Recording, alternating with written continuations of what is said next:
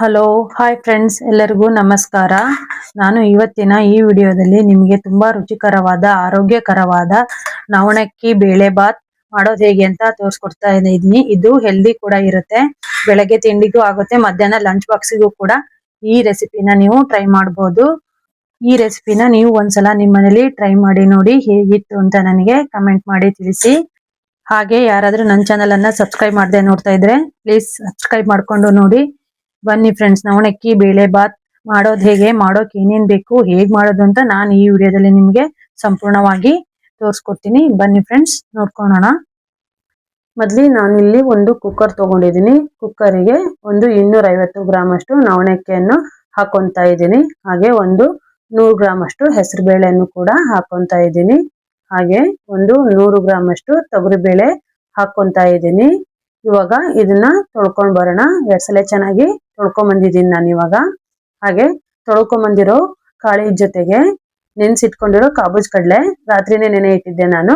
ಆ ಕಾಳನ್ನ 1 ಕಪ್ ಅಷ್ಟು ಹಾಕೊಂತ ಇದ್ದೀನಿ. ಹಾಗೆ ಬಟಾಣಿ ಕೂಡ ನೆನ್ಸಿಟ್ಟಿದ್ದೆ ನಾನು. ಬಟಾಣಿ ಕೂಡ ಇವಾಗ ಹಾಕೊಂತ ಇದ್ದೀನಿ. ಹಾಗೆ ಸಣ್ಣದಾಗಿ ಹೆಚ್ಚಿಟ್ಕೊಂಡಿರೋ ಬೀನ್ಸು 1 ಕಪ್ ಅಷ್ಟಿದೆ, ಅದನ್ನು ಕೂಡ ನಾನು ಇವಾಗ ಕುಕ್ಕರ್ಗೆ ಹಾಕೊಂತ ಇದ್ದೀನಿ. ಹಾಗೆ ಸಣ್ಣದಾಗಿ ಹೆಚ್ಚಿಟ್ಕೊಂಡಿರೋ ಆಲೂಗೆಡ್ಡೆ ಇದೆ, 1 ಕಪ್ ಅಷ್ಟಿದೆ, ಅದನ್ನು ಕೂಡ ನಾನು ಇವಾಗ ಹಾಕೊಂತ ಇದ್ದೀನಿ.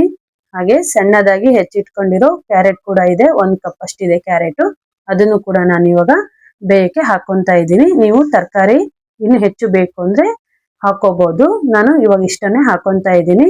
ಇವಾಗ ಇದಕ್ಕೆ ತರಕಾರಿ ಮತ್ತೆ ಕಾಳು ಮುಳುಗುವಷ್ಟು ನೀರನ್ನ ಹಾಕ್ತಾ ಇದ್ದೀನಿ. ನೀವು ನವಣಕ್ಕಿ 1 ಕಪ್ ಅಷ್ಟಿತ್ತು ಅಂದ್ರೆ 3 ಕಪ್ ಅಷ್ಟು ನೀರನ್ನ ಹಾಕ್ಬೇಕಾಗತ್ತೆ. ಹಾಗೆ ಬೇಳೆ ಎಲ್ಲ ಹಾಕಿರೋದಕ್ಕೆ ಹೆಚ್ಚು ನೀರನ್ನ ನೀವು ಹಾಕ್ಬೇಕಾಗುತ್ತೆ.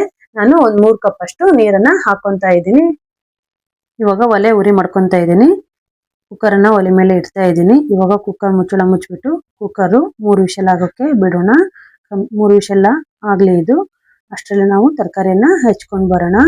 ಇವಾಗ ಇದು 3 ವಿಷಲ್ ಆಗಿದೆ. 3 ವಿಷಲ್ ಆಗಿ ಕಂಪ್ಲೀಟ್ ಆಗಿ ತಣ್ಣಗಾಗಿದೆ, ನೋಡ್ತಾ ಇರ್ಬೋದು. ಇಷ್ಟ ಆಗಿದೆ ನೋಡಿ. ನಾನು ಹಾಕಿರೋ ನೀರಿಗೆ ಸರಿಯಾಗಿ ಇದು ಬೆಂದಿದೆ. ಹಾಗೆ ನವಣಕ್ಕಿ ಕೂಡ ಮೆತ್ತಗೆ ಬೆಂದಿದೆ. ತೊಗರಿಬೇಳೆ, ಹೆಸರು ಬೇಳೆ ಹಾಗೆ ತರಕಾರಿ ಎಲ್ಲ ಮೆತ್ತಗೆ ಬೆಂದ್ಕೊಂಡಿದೆ. ಇಷ್ಟ ಆದ್ರೆ ಸಾಕಾಗುತ್ತೆ. ಇವಾಗ ಒಗ್ಗರಣೆಗೆ ಒಲೆ ಉರಿ ಮಾಡ್ಕೊಂಡು ಬಾಣಲೆಯನ್ನು ನಾನು ಬಿಸಿಗೆ ಇಟ್ಕೊಂತ ಇದ್ದೀನಿ. ಬಾಣಲೆ ಬಿಸಿ ಆಗ್ತಾ ಬಂತು. ಕಡಲೆ ಬೀಜದ ಎಣ್ಣೆಯನ್ನು ಹಾಕೊಂತ ಇದ್ದೀನಿ. ಒಂದು 3 ರಿಂದ 4 ಟೀ ಸ್ಪೂನ್ ಅಷ್ಟು ಇದೆ. ಇವಾಗ ಕಡಲೆ ಬೀಜ ಹಾಕೊಂತ ಇದ್ದೀನಿ. ಕೆಲವು ಕಡೆ ಶೇಂಗಾ ಅಂತಾರೆ. ಇದನ್ನ ಎಣ್ಣೆಯಲ್ಲಿ ಸ್ವಲ್ಪ ಇವಾಗ ಹುರ್ಕೊಳ್ಳೋಣ. ಗೋಲ್ಡನ್ ಬ್ರೌನ್ ಬಣ್ಣ ಬರೋವರೆಗೂ ಹುರ್ಕೊಳ್ಳಿ. ಇವಾಗ ಹುರಿದಾಗಿದೆ. ಇದಕ್ಕೆ ಒಗ್ಗರಣೆಗೆ ಸ್ವಲ್ಪ ಸಾಸಿವೆ ಹಾಕೊಂತ ಇದ್ದೀನಿ. ಸಾಸಿವೆ ಚಟಪಟ ಅಂದ ನಂತರದಲ್ಲಿ ಜೀರಿಗೆಯನ್ನು ಹಾಕೊಂತ ಇದ್ದೀನಿ. ಇವಾಗ 2 ರಿಂದ 3 ಎಸಳಷ್ಟು ಕರಿಬೇವನ್ನು ಹಾಕೊಂತ ಇದ್ದೀನಿ. ಹಾಗೆ ದೊಡ್ಡದಾಗಿ ಹೆಚ್ಚಿಟ್ಕೊಂಡಿರೋ ಈರುಳ್ಳಿ ಇದೆ, 2 ರಿಂದ 3 ಗಡ್ಡೆ ಎಷ್ಟಿದೆ, ಅದನ್ನು ಕೂಡ ನಾನು ಇವಾಗ ಬಾಣಲೆಗೆ ಹಾಕೊಂತ ಇದ್ದೀನಿ. ಇದನ್ನ ಇವಾಗ ಸ್ವಲ್ಪ ಎಣ್ಣೆಯಲ್ಲಿ ಹುರ್ಕೊಳ್ಳೋಣ.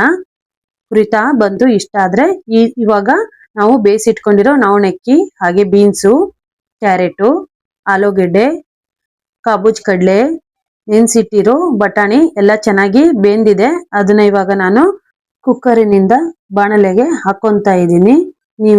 ನಿಮ್ಗೆ ನೀರು ಇನ್ನು ಸ್ವಲ್ಪ ಬೇಕು ಅಂದ್ರೆ ಹಾಕೊಳ್ಳಿ. ನಾನು ಕಾಳು ಬೇಯಷ್ಟು ಮಾತ್ರ ನೀರನ್ನ ಹಾಕೊಂಡಿದ್ದೆ. ತರಕಾರಿ ಮತ್ತು ಕಾಳು ಬೇಯಷ್ಟು ನೀರನ್ನ ಮಾತ್ರ ಹಾಕೊಂಡಿದ್ದೆ. ನೀರು ಹೆಚ್ಚು ಬೇಕು ಅಂದ್ರೆ ಹಾಕೋಬಹುದು. ಮತ್ತೆ ಹೆಚ್ಚಾದ್ರೆ ಕುಕ್ಕರ್ ಅಲ್ಲಿ ಚೆಲ್ಲಿ ಹೊರಗೆ ಹೋಗುತ್ತೆ ಅಂದ್ಬಿಟ್ಟು ನಾನು ಸ್ವಲ್ಪ ನೀರನ್ನ ಕಡಿಮೆನೆ ಹಾಕಿದ್ದೆ. ನಾನು ಬೇಯಷ್ಟು ಮಾತ್ರ ನೀರ್ ಹಾಕಿದ್ದೆ. ನೀವು ಹೆಚ್ಚು ಬೇಕಾದ್ರೆ ನೀರನ್ನ ಅವಾಗ ಹಾಕಿದ್ರೆ ಸಾಕಾಗುತ್ತೆ.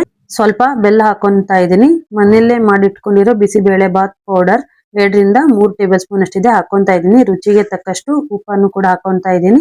ನೆನೆಸಿಟ್ಕೊಂಡಿರೋ ಹುಣಸೆ ಹುಳಿಯನ್ನು ಕೂಡ ನಾನು ಇವಾಗ ಹಾಕೊಂತ ಇದ್ದೀನಿ. ಇವಾಗ ಇದನ್ನ ಚೆನ್ನಾಗಿ 5 ರಿಂದ 10 ನಿಮಿಷ ಕುದಿಸ್ಕೊಳ್ಳೋಣ.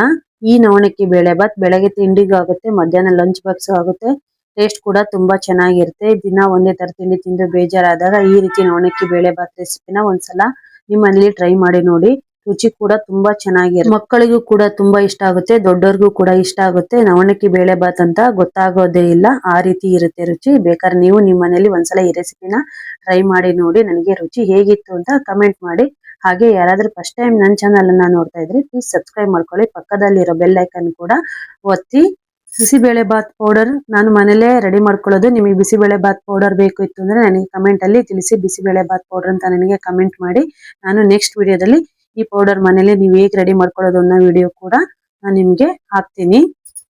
ನೋಡಿದ್ರಲ್ಲ ಫ್ರೆಂಡ್ಸ್, ನವಣಕ್ಕಿ ಬೇಳೆ ಬಾತ್ ಮಾಡೋದು ಹೇಗೆ ಅಂತ ನಾನು ಈ ವಿಡಿಯೋದಲ್ಲಿ ನಿಮಗೆ ಸಂಪೂರ್ಣವಾಗಿ ತೋರಿಸ್ಕೊಟ್ಟಿದ್ದೀನಿ. ಇದು ತುಂಬಾ ಒಳ್ಳೆಯದು ಹೆಲ್ತಿಗೆ. ಸಿರಿಧಾನ್ಯಗಳಲ್ಲಿ ಒಂದಾದ ನವಣೆಯನ್ನು ನೀವು ದಿನನಿತ್ಯವೂ ಅಡುಗೆಗೆ ಬಳಸಬೇಕು. ಆದ್ರೆ ಬಳಸಕ್ಕಾಗ್ಲಿಲ್ಲ ಅಂದ್ರೆ ಈ ರೀತಿ ರೆಸಿಪಿನ ಒಂದ್ಸಲ ನೀವು ನಿಮ್ಮನೇಲಿ ಟ್ರೈ ಮಾಡಿ ನೋಡಿ. ಮಕ್ಕಳಿಗೂ ಕೂಡ ಇಷ್ಟ ಆಗುತ್ತೆ, ದೊಡ್ಡವ್ರಿಗೂ ಕೂಡ ತುಂಬಾ ಇಷ್ಟ ಆಗುತ್ತೆ.